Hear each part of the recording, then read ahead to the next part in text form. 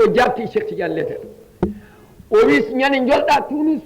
ha jettoɗa Misra laana ka jolɗa ka wattu hakkille maayo ngo hay lingu wulñi taw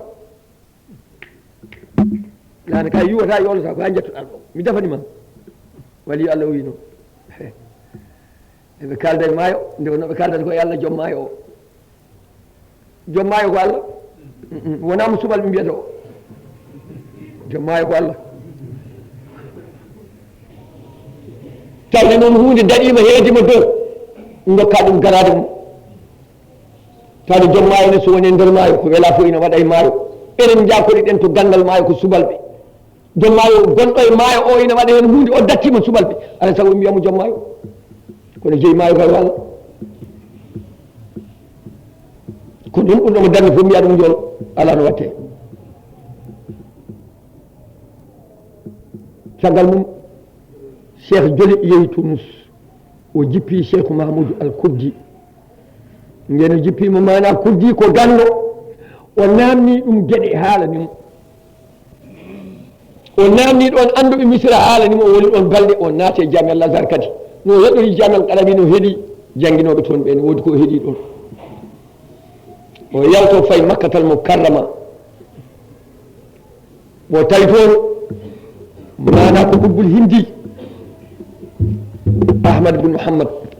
on woni ɗon ɓubbu ngani saga lomtiɗo Makka ɗo kanko se ko yiyanimo o windimo lettere noon mi nani an lomtiɗo ɓubbu mi ari e leydi he mbiɗo waynoma mi ari e leydi Allah leydi ma yaano kam duwaw ɓe jinnaɗe ɓe jooɗi ha yimɓe kajjoyi jeehi mina jeehi Arfat garti omo waɗa ɗawafu lifada hakkude Safa e Marwa hundaka nden ubbu leydi ndi o windi lettere totti almudu mum sifino way sa yeehi dokkanamimo on addi lettere o mana ina ƴeewa sifa o neɗɗo joom jallaba leeɓi jallabuji maruke en baɗi leeɓi ɗi jallaba daɓɓona diwti koppina haaɗi hen jallaba ñaɗɗo kufne ƴongo ngeloba ñobbaɗo kufne ne wondi e leeɓi ɗum o waɗe hoore jallaba leeɓi ɗi paɗe takkula pewniraɗe tekke kono murotoɗe ne wurtira ɓokko toni pultiɗi daneji tamo hewde haalde inde Allah so a heɓla o tijanta ko deɓe makko Allah tan e tinare makko e ko heɓno e sernaɓe on ne ƴeewa ha yi mbaɗo noon itti lettere o tottimo o wi ceernam tottuma ɓe ndeeyi ɓe jalti yimɓe ɓe cheikh nangi lettere o fale hoore oy sa yeehi mbiya ceerno ma lettere o qad wasalat wo uri'at wo fuhimat wo qubilat wo fu'ilat sa mbiyama lettere o yettima janggama famama ko woni hen ko jaɓama tema golle o wudiɗan lettere o lettere jeygu makko almudo o yeehi to ceerno mum o wi ceerno a jamfima nename babam o wi ko woni o wi nename babam ittimi mbiɗa yaara e duuɓi jeeɗiɗi natgol jangde dokkimma gonduɗen ceerno hayso aɗa yaha tarode ceereten ko damal tarode min jogoto satalla ma ittantuma coccorgal ma jurantuma saɗa salli ko duuɓi sappo e jeetati ko eɗen gondi o sahara wi ummiɗo e nder ladde ari joni joni ummiɗo e jeerede mbinda ɗum lettere aɗa ndaara lomtinde ɗum hoore ma te min ko ɗum daarannomi ɗo ko ɗum nenen babam jinno uddito o ɗo Allah koko udditi ceerno o wi almudo o a jaaɗama ɓinguelam mbanmi e lettere he tigui ko kanko lomtimi kalim makko Allah ɓinguelam gonguel ɗo golel ngel goppumi ngel so Allah tottoyimo ko tottama ko ɗum tigui mbanmi e lettere ɓinguelam hunde de koye junngo Allah woni sonno koye junggam woni lomtintumi ko ɓiyam gonɗo ɗo somi maayi kadi ndewa hen kono wona e junggam woni koye junngo Allah nde woni Allah nde ko noon wano ceernajo jangguinowo Qur'ana walla jangguinowo Sariya walla tarbinowo to banggue diine Allah so dañi duuɓi capanɗe joyi faye jeegom gurdam nelaɗo natata ko halwa ñande fof ne wirdana disno ne namno Allah holi lomtotoɗomi somi maayi ha Allah haalan ɗum on saaha Allah haalan ɗum ɓi maccuɗo mum saaha Allah haalan ɗum ɓi korɗo mum saaha Allah haalan ɗum ɓi gaño mum saaha Allah haalan ɗum ɓi giɗo mum saha Allah haalana ɗum ɓi koddiɗo mum saha Allah haalana ɗum ɓi bandum walla ɓi miyum walla mawɗum nodda on lomti ɗum joni nde woni Allah nde nde natti wonde Allah wonti nalla ceerno fof dañƴoɗamo gurdam heddori ko ina maaya nanga ɓiyum afa mum walla mo heɓtini ɓiɓɓe mum kala ɗon ɗanno yaada e mum kala ɗon walla wonda e mum so ari wiya ɗo goppirmi ɗo ko ɗon o ƴettiri mbatti hakkille o mo doni fof jaben ina tuto ɓiyum ɗum natti Allah wonti nalla wona gonga c'est pas vrai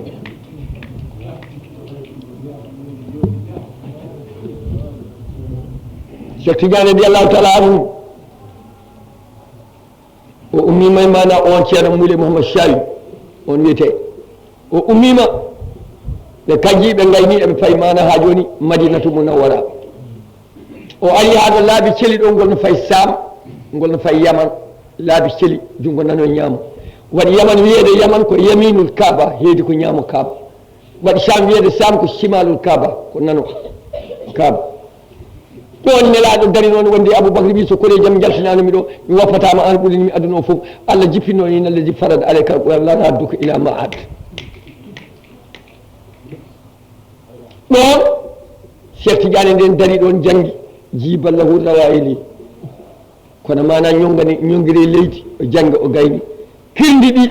no mbayni Allah ñonganimo o yeehi Madinatu Munawwara o tawi ɗon ubbulida sammani wona tawi no lomti Madinatu Munawwara o woni ɗon udbu e on dayra o yindire mum o naftodire mum o hutodire mum o windodire mum on wima ko jiiloɗa o qudbaniya on wima aɗa jogui ko ɓuuri qudbaniya to banggue Allah o wone Madina balɗe sappo yimɓeɓe gayni ko mbaɗannoɗon no koota Cheikh Tidiane hebli kañum mana jogoɗani hodde hande yahani dañi balɗe ɗiɗi tata ɓere nde o yindire nelaɗo Allah sallallahu alih w sallam nelaɗo wimo Seydi Ahmad Tidiane ko ganniɗa o jooɗaɓe ɗo nelaɗo wimol sababu o wi beddaji laabi ndewannoɗa nani firtaka cuuɗi galleji ɗi natannoɗa nani firtaka bamude sahabaɓe ɗo ubba kala hen mana ha joni ummono ubbiteno waɗa nani ittaka mi wona ɗo e Madina ko nanmi wuuro ngo komi dañi ɗo hendu wuuro teeri ala foɗo dañmi ɗum e yindere nde te ala ɗum yahani e leyɗele ɗum noon o tan gonanmi engal mi yahata mbiɗa waɗa ya hoɗam mere nelaɗo wimo la mboɗi yiye kala wuuro mboɗi yiye kala leydi mboɗi yiye kala nokku mboɗi yiye kala ɗo Allah haaji Allah sokimi en qabram nde jaami nde mana ko waktuji ɗiɗi montoɗo wiyama ko waktuji tati o heddi mboɗi yiye kala nokku mboɗi yiye kala wuuro mboɗi yiye kala leydi Cheikh yaade yaaɓe ɓe ma en kawnoy o suwa heɓ lawol Tidiane Cheikh Tidiane ummiti toon arti mana ha yettiti Misra o wonnoɓe seednaɓe makko ɓe gotti almuɓe kala koɓe jinnoɓe namnimo o haalaniɓe o arti mana Tunis ɓe namnimo o haalaniɓe o arti mana Alger o nden o yalta ko duuɓi nogase goho o fayi nokku ina wiye Salala o woni ɗon dumunna o ɓenni o fayi nokku ne wiye Qasri Abi Samhoun o ummi ɗon o arti wuuro makko Ayni Madi nden ko wiyete leñol no wiye Turki ɓen laami Algérie ɓen ɓittinimo par ce que ɗo jooɗi fof almuɓe ngala ha heewa ɓen jiiɗa ɗum jiiɗi ko manam taareteɗo hunde fof tawno wonde mumen kanko fuɗɗi révolution kanko Cheikh ko révolution ittimo Algérie lettre uji ɗi nanɗon Zeynul Abidina haalani on ɗi ina haalana ɗum Tidiane an ha haalani ɗum ha waɗe radio he wonde Algérie naɓe bindimo windi ɗumen kañƴi fof mbiɗa jogui ɗumin e jaati lettre uji mbiɗa jogui mi wona tanum Cheikh kono alhamdulillah mbiɗa jogui ɗum bindi jungo makko jaati jogui noon kebrimi toon nde o yeehi nde mana Fas ɓe mindimo Turki en tampiniɓe yo artu so wawa artude yo walluɓe ɓe cooda armée ummotode Espagne rewa Marrakech ngara ɓe dañanoɓe kaɓire Turki en o wi kad asbatu la yahmiluni illa 70 ba'iran al yawma bandiraɓam mi wattindi hande eggudam weeɓani saabu ñalawma hande o hay hunde hattanani ƴettudemi so wona capanɗe jeeɗiɗi guelaw lawol gotol mbawimi ƴettude mbiɗa jogui lettre ɗo jaati mo windi ɗo kanko Cheikh so wona caɓani jeɗɗin guela bo wawa kam rimdude min tan ko gonmi jogui leytal o watti o woni qasri abi samhun mana ɗon o naati halwa makko gandaɗo cafɗo lamɗam darjuɗo jontaɗo o duuɓi tati o ñamata o yarata o ɗanotako ɗo no yi nelaɗo Allah ɗo no heeɓi lawol tijani nde no woni tan koye almudo makko goto ene wiye ibnul arabi addamrawi taasi o adi wonde antampelen makko hakkude makko e nelaɗo Allah ono yaaray duuɓi nogas e nayyi ñande fof omo yiya nelaɗo Allah laabi nogas e nayyi laawol gotol nelaɗo wimo an ganda ɗum wona saabu ma wona saabu bama wona saabu taani ko saabu neloma o mbiɗa andi ñande fof mo yiya nelaɗo laabi nogas e nayyi te o yataw duuɓi nogas e nayyi kanko adi cheikh mayde ni cheikh heeɓi lawol tidiane o heeɓi hokkimo ardinimo hen kanko adi cheikh mayde o ubba ko ayni madi omoni takki e sara yummum cheikh bama ubbaɗo cheikh ne juurotonomo e gurdam ko damrawi taadi ko gonɗo alger o wona ubbaɗo e raba o la on ceerno mo nanmini haala e radio he wi juurima an seydi moule arabi ibnu sa'ihi on wiyete moule arabi ibnu sa'ihi on ubba raba on yinirani cheikh e jaati wiyama o tawdire cheikh aɗana duuɓi jeegom kono ɓe jindirani ɓe jaggodirani o jangge jami al qarawiyin o jaggani e cheikh o jaggue sappo jaggo e cheikh kanko muule mouhamadou alkanfousi wonde mana ko marakis yi cheikh ina woni elaw jaggani e cheikh o jaggue sappo jagguɓe e cheikh on walli fi deftere wiyetede jawabul muskit amman ankara lasqam won jeddunoɗo lasqam siraɗi katami lasqam siraɗi katami lasqam sakam ko ñaw o haalano ko julde annabi sallah alih sallam ko e mantode o wonno to jawharatul kamale hawoyi siraɗi katami lasqam noon ko ñaw fotani ɗo adde o yeddi ɗum o anda on walli fi jawabul muskit amman ankara lasqam on ko marakis najo nan toon ubba bamule biyeteɗo babou rabbi ɗon yumum sari mahamdoulah mbi ɗon ubba kamɓe takkodiri donc on mana wiyete ko mule kalsusi wiyete mana ubbaɓe raba o on walli fi bouriyatul mustafid sarko muniyatul murid joom muniyatul murid jeeya ko moritani ko singuidnajo on walli fi deftere mum ha gasi yeehi koyɗe mum rewi sahara yeehi ha algérie ummi toon yeehi ha Maroc ari ha Rabat ummi toon ari ha Fas sasa makko deftere ndene hen e kakon makko omo rondi neɗɗo omo naata e zawiya cheikh o naati bisimillahi doni noon sasa ka wuuji sasa yeehi lawol wonde kake makko e jooɓani makko e foof o jooɗi o juuri cheikh haw gayno o ƴeewi joom sasa o yiyani o wi a cheikh Tidiane so tawi ko ma ko gonga ko addimi ɗo ko gonga e am ko pimme ma ko gonga an cheikh Tidiane sasam ka dey comtam ɓornotomi hen goni ndewitumi Allah jooɓaɗam hen goni mi anda ɗo hay goto ko ñamanmi ko jaɗami fof woni koye sasame cheikh Tidiane ɗum noon sasam ka dey heeɗa hamme eɗen gandi basile amme kayno wayta e nder qabri he cheikh wimo ma sasama tawe ɗo e nder qabri he onon sukaɓe namtoɓe holi cheikh Tidiane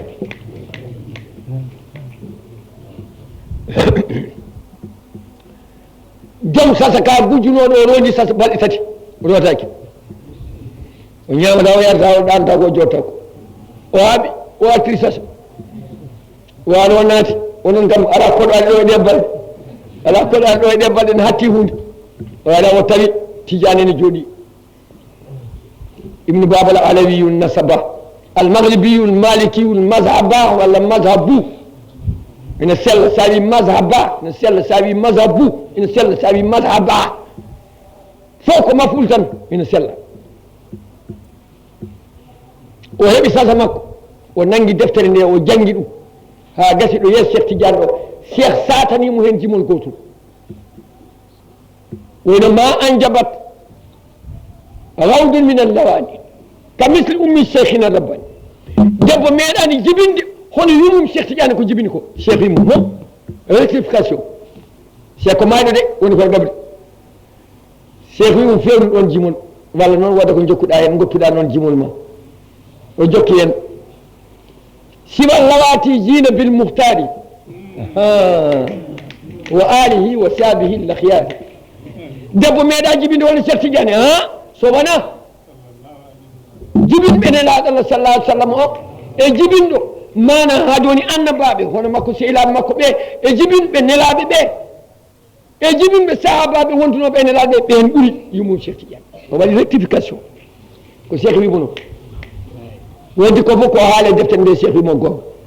te Cheikh ko maaji ɓooyi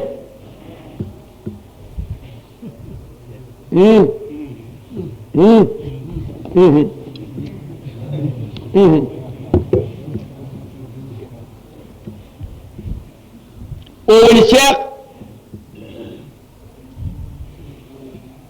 sukaɓe makko ɓe ɗum ko batte ma en dutto e halwa he so Allah jaaɓi ma en dutto e liggey makko aynimade so Allah jaaɓi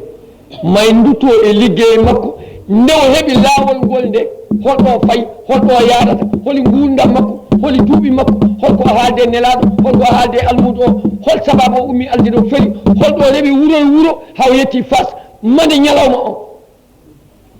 hol duuɓi o woni Fass no foti holko o liggi ɗon ha ñande o hawre ladial holi on subaka holi on ñalawma yalla waɗan en barke e namnotoɓe softa kadi kaala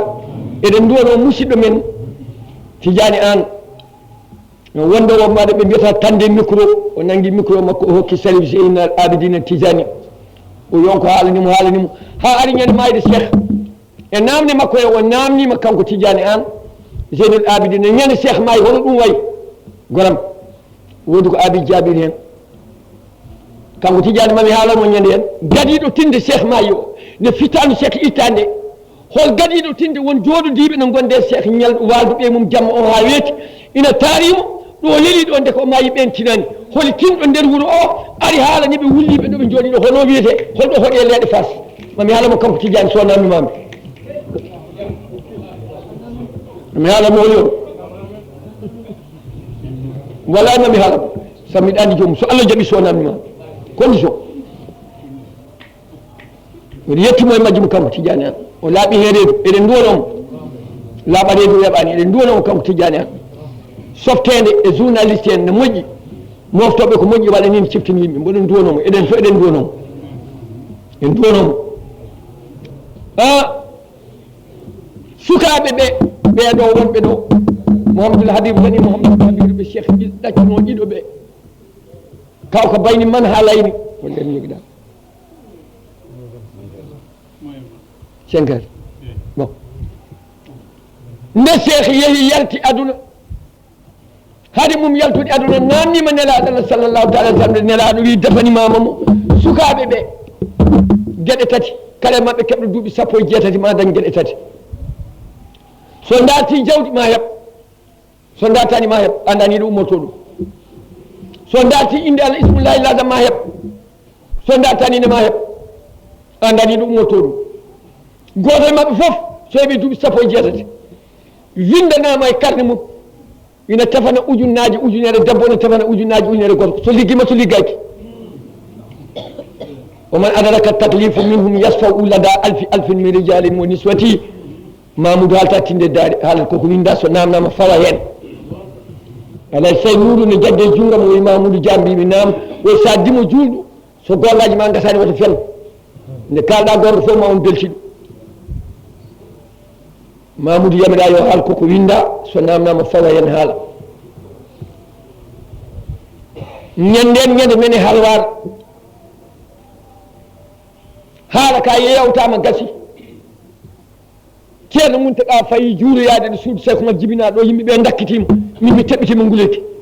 mi same leydi yimɓe nayo kosi kam mi andat ɓe nani men nder suudu woɓɓe ɓe nani min payi e posa feewi paymi hen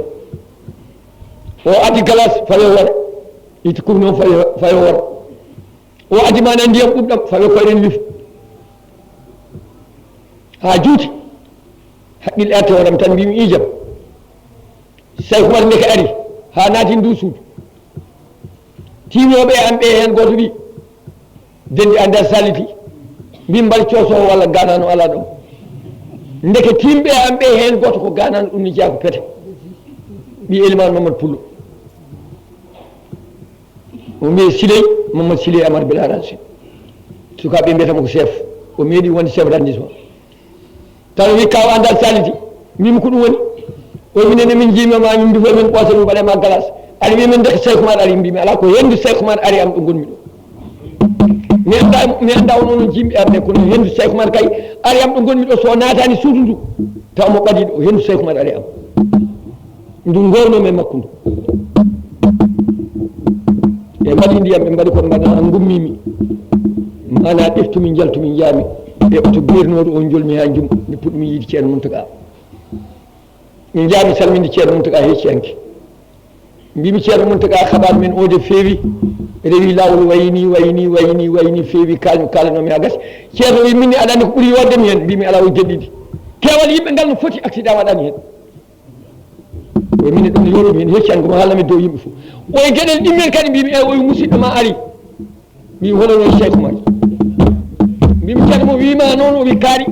omo yaara 90 e duuɓi 6 hikka suudu Cheikh Oumar baytul halwati ndu o wi ko ɗon Cheikh Oumar tawimo ɓe dokkodiri juɗɗi ñalaw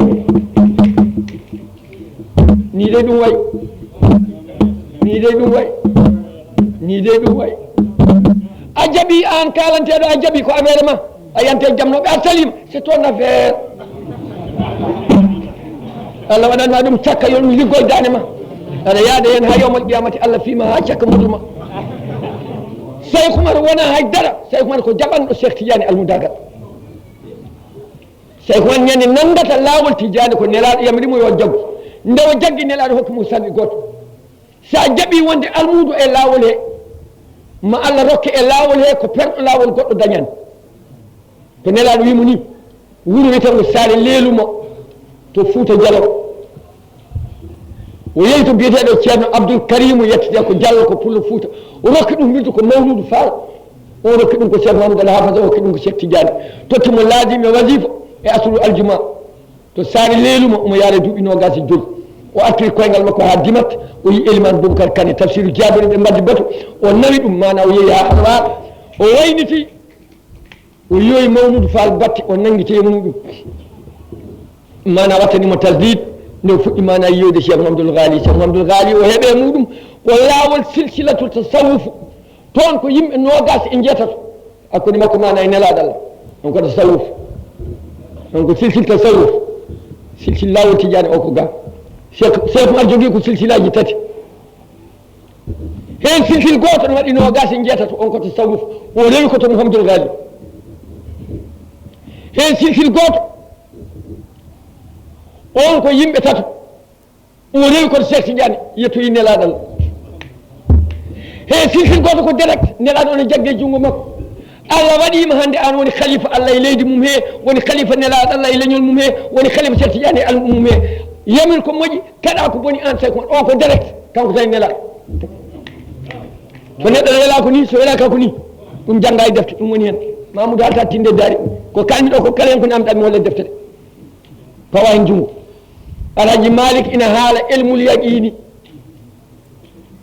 Sirin Bamba na haala haqqul yaqini Cheikh Oumar na haala aynul yaqini holko woni aynul yaqini ayni rahmati rabbaniyati wal yaqutati almutahaqiqati alhaqidati bi markazi alfuhumi aynul ayni aynu inayatin aynani lam yaktubhuma qalamu fi kulli aynin min al aynani mimani lam yaktubhuma qalamu fi kulli mimin min al mimani aynani ɗiɗo jimɗi ɗi jimande 900 ndungu Cheikh Tidiane jibinaka hay goto firtaniɗe so wona nde waɗi nde firtiɗe ɗo woni aynu inayati Alhaji Malick wi yawmal qiyamati tafore nelaɗo Allah ina ɗamina Cheikh Sadibou wi ɗum ne kay ina jorta so tefi mo jaɓani Sirin Bamba wi ina gonɗi saabu aduna fof ragata ko caggal makko ñande hen kamɓe fof ɓe kaali ko filul mudari Cheikh Oumar wi nahatta mbahta kawni jasiyatan Cheikh Oumar haali yaqin kañum o wi ko maɓe mbaɗoy cheikh yo waɗi cheikh Oumar wi ko waɗi o gayni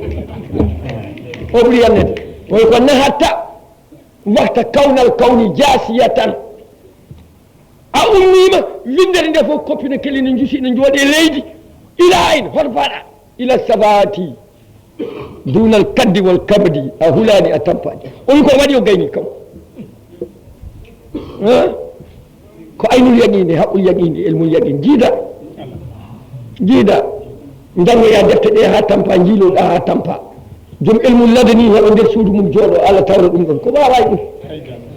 holko waway ɗum man saa fal yumin wa man saa fal yakfur ɗum ko ni tan foti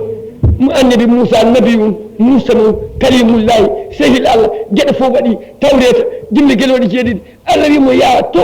ɗe maaje ɗe kawri ɗo maccungel Allah nan ɗon leeli Allah naw ladana min dokkimo gandal ummingal amen o yetti o rette kudal wonti almudel ene jangginamo ko waway ɗum to handani hen Allah kam handi ɗum hen ko waway ɗum eɗen duttoyo so Allah jaaɓi e kalla he eɗen duttoyo so Allah jaaɓi sukaɓe ɓe noon ɓawo Cheikh Tidiane wi nelaɗo kibaso ɓooyiɓe nati julde no fewi walla wirde no fewi nelaɗo wimo kanŋe dimo e juggal bamɗi ubba hen duuɓi temedere jaltinɗa kanŋe tan wontata ma en garto hen holi ɓiɓɓe Cheikh Tidiane ɓe Mouhamadoul Habib Mouhamadoul Kabir goto hen fof holde maayi holi ɓiɓɓe yaltuɓe mum mande maayi holi hitande holi martaba ɓiɓɓe ɓe e tannaɓe jooɗiɓe ɗo ɓe e oɗo hande Abdoul Moutalab jooɗi ɗo hande delluware galle Cheikh Tidiane bamakko Mouhamadoul Habib jibini on ko Seydi Mahmoud jibini on ko Seydi Bachir jibini on ko Mouhamadoul Habib jibini on ko Cheikh Tidiane nene makko Fatimata Zahra jibini on ko Ɗeyub jibini on ko Allal jibini on ko Ahmadou Ammar jibini on ko Mouhamadoul Habib jibini on ko Cheikh Tidiane gelluwar galle Cheikh Tidiane hande jooɗi ɗo koye gande yewdemo nden yitere ha ciftoɗon noon defte ɗe ɓe wino no tottama hadiyat ɗe feccere hen yeehi Algérie feccere hen enen ɗo kanje foof ɓe duwima hen ɓe mbaɗi hen koɓe mbaɗatno dañoɗo mum yo dañmo daña yo onon fof coode majji non fof an kadi o dañen ko talko ñawgo Allah kadi deftel ngel ko temedɗi tan jaɗata ɓe daari ɗe wi noon yo gasa laaɓa yo gasu joni so Allah jaaɓi onon sukaɓe namniɓe won ko puɗɗi ɗon nande awam premiére labbo dahanomo rona tunde o yangal fes amay tinde ɗum noon tawde namni ɗon ko cheikh bisimilla ma en mbaɗ ittuɓe defte ittu hen foɗɗi to cheikh on jarama onon sukaɓe garton janggo so Allah jaaɓi soɗon tofti kay garton kadi ɓawo janggo soɗon tofti kay nanon cheikh ha nanon kalo makko o ha nanon no wadde nde laaɗo nanon combat makko e almudo o nanon nde o heeɓi lawol tiƴago ɗo rewi haw ari nde o heeɓi nde holɗo rewdi e Cheikh Oumar nde o heeɓi nde haw ari Fass o dañi ɗon duuɓi sappo e ɗiɗi ñande hen Cheikh Oumar jibina en gonde aduna hen duuɓi sappo e jeetati Cheikh Oumar wonde Alaji Malik e aduna he duuɓi jeegom kanko e Falak ummiɗo mbinomi ɗo sasa makko jornde fayi Madina maayo manggo yalgo deeƴgo ɓunngo amgo ngo toon woni ngoya maayo no Fass o tukki maayo hen fof tukki hen cuwo o woni machine o woni Sahra omo wersa ga e Afrique o yoɗo mbersanmi haati ful haaji wimo Sénégal won toon e Sénégal oye sardingue Tiwawon oye toon e Tiwawon mbeɗo daña denowo jibina firwi ha heewa yimɓe fof ñaama hen ha laaɓa o ene daña biyeteɗo Alaji Malik ibnu Ousmane fala ko dampi o ñoƴƴi bouton enen kala faade e salam faade laabi tati qul huwallahu laabi tati salam faade wattina haade sali faade arde bisimillah mbaɗen duwaw bisimillah mbaɗen duwaw bisimillah mbaɗen duwaw bisimillah mbaɗen duwaw